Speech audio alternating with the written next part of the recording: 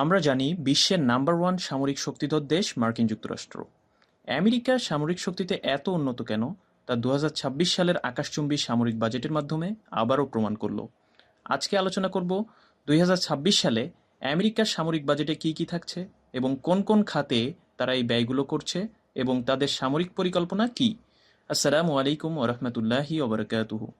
আমেরিকার president Donald Trump সম্প্রতি সামরিক বাজেট পাশ করেছে এবং আমেরিকার বিভিন্ন ঊর্ধ্বতন কর্মকর্তা সেই সামরিক বাজেটে কি কি পরিকল্পনা থাকছে সেগুলো পাশ করেছে। 2026 সালে আমেরিকার সম্মিলিত সামরিক বাজেটের পরিমাণ $1.01 ট্রিলিয়ন। হ্যাঁ, ঠিকই শুনেছেন, $1.01 ট্রিলিয়ন, যেটা 1100 বিলিয়ন ডলার। গত বছরের তুলনায় 13.4% বৃদ্ধি পেয়েছে। মূলত তাদের বেস সামরিক বাজেট হচ্ছে $848 বিলিয়ন এবং অতিরিক্ত $150 বিলিয়ন তাদের কংগ্রেসে থাকা বাজেট, মোট মিলিয়ে $1.01 ট্রিলিয়ন, যা মার্কিন ইতিহাসের সর্ববৃহৎ সামরিক ব্যয়। এই ঐতিহাসিক সামরিক বাজেটের মূল লক্ষ্য হচ্ছে নিজেদের প্রতিরক্ষা এবং ইন্দো প্রশান্ত মহাসাগরীয় অঞ্চলে চীনা আগ্রাসন রোধ করা। একজন মার্কিন সামরিক ঊর্ধ্বতন কর্মকর্তা বিভিন্ন সংবাদ মাধ্যমে এ তথ্য জানিয়েছে। তার মানে তাদের সামরিক বাজেট থেকে এটিই বোঝা যাচ্ছে যে তাদের সামরিক খাতের মূল উদ্দেশ্য চীনের বিরুদ্ধে সোচ্চার হওয়া। আমরা দেখেছি গত কয়েক মাস ডোনাল্ড ট্রাম্প ক্ষমতায় আসার পর থেকে এক পক্ষ আরেক পক্ষের বিরুদ্ধে পাল্টাপাল্টি ট্যারিফ আরোপ করেই চলেছে। চীন সাগরের কাছে মার্কিন রণতরী নিযুক্ত আছে। খুব সম্ভবত সেই সব জায়গায় আমেরিকার আরও বেশি সোচ্চার হওয়ার সম্ভাবনা রয়েছে। এর ভেতরে $150 বিলিয়ন মতো ট্রাম্পের ইচ্ছার ভিত্তিতে ব্যয় হবে। সে সেই অর্থগুলো জাহাজ, ক্ষেপণাস্ত্র নির্মাণ, যুদ্ধাস্ত্র উৎপাদন এবং সৈনিকদের বিভিন্ন উন্নয়নের জন্য ব্যয় করতে পারবে।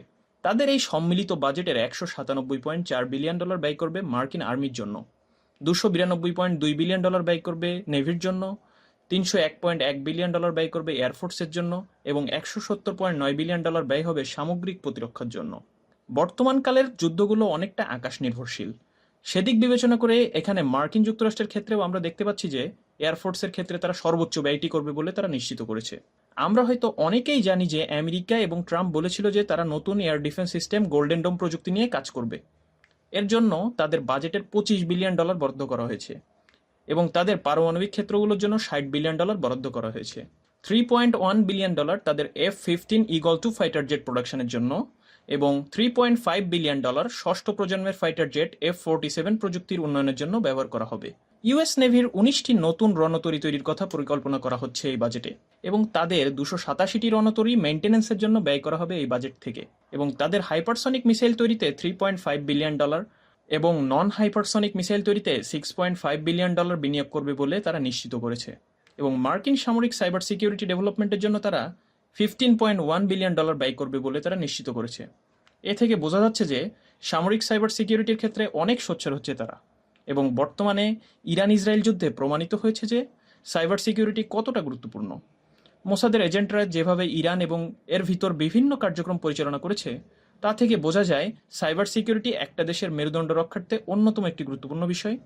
এছাড়া তাদের সেনাবাহিনীর কল্যাণে তারা $5 বিলিয়ন মতো বেশ কিছু খাতে ব্যয়ের কথা উল্লেখ করেছেন তাদের বাজেটে এবং পূর্বে তারা উল্লেখ করেছিল যে তারা 74টি F-35 নতুন করে তৈরি করতে যাচ্ছে, কিন্তু সেখানে বর্তমান বাজেটে উল্লেখ করেছে যে 74টির বদলে তারা 47টি F-35 তৈরি করতে যাচ্ছে এবং এই 47টির ক্যাপাসিটি তারা বৃদ্ধি করবে এবং 47টির মান উন্নয়নে তারা আরও গুরুত্ব আরোপ করবে।